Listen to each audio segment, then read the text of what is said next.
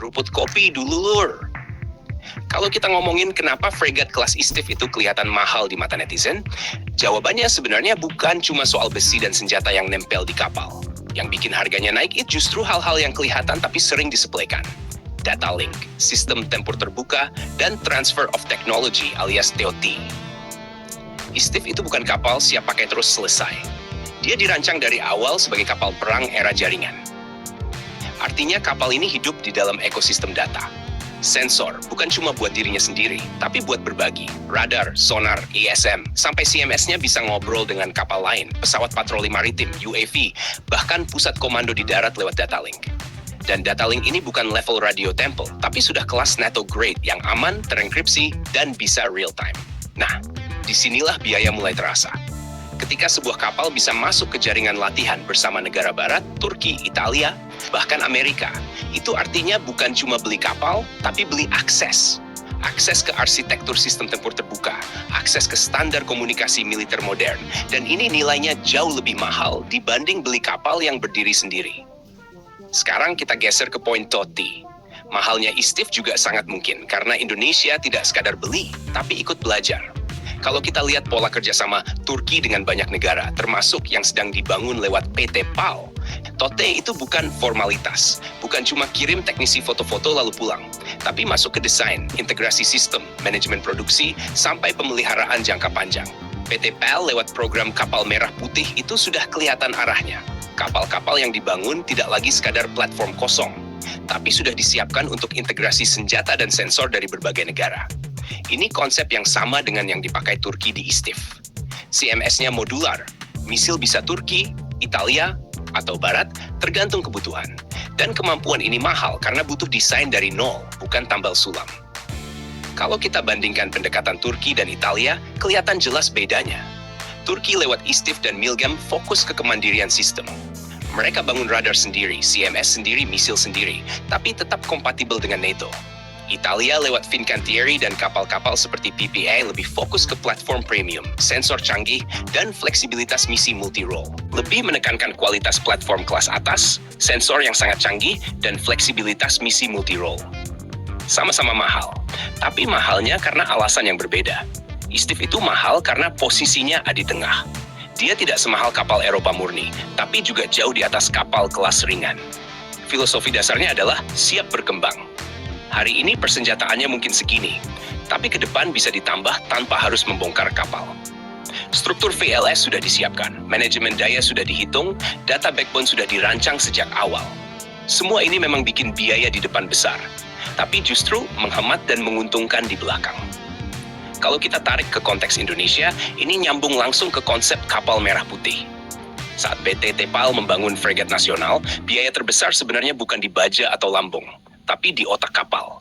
Bagaimana radar bisa terhubung ke misil, bagaimana data dari UAV laut masuk ke CIC, bagaimana kapal bisa beroperasi sebagai bagian dari task force multinasional. Kalau desain arsitekturnya keliru, 10 tahun ke depan kapal bisa terasa usang sebelum waktunya. Jadi ketika ada yang bertanya, kenapa mahal? Admin justru melihatnya sebagai investasi arsitektur. Ini bukan sekadar beli senjata, tapi membeli kemampuan untuk menghubungkan semua senjata dan sensor itu dalam satu ekosistem. Di era perang modern, yang paling berbahaya bukan kapal dengan jumlah misil paling banyak, tapi kapal yang paling cepat dan paling akurat memahami apa yang terjadi di sekitarnya. Istif mahal karena dia bukan kapal yang berdiri sendiri, dia adalah node di dalam jaringan. Dan Indonesia, lewat kerjasama dengan Turki dan Italia, serta pengalaman yang terus dibangun oleh PT PAL, terlihat sedang belajar masuk ke dunia itu. Pelan-pelan, tapi dengan arah yang serius. Kalau menurut kalian, lebih penting mana? Kapal yang murah tapi terisolasi, atau kapal yang mahal tapi bisa bicara dengan semua aset di laut dan udara? Tulis pendapat kalian di kolom komentar. Dan seperti biasa, jangan lupa subscribe, like, dan komen di bawah sambil ngopi.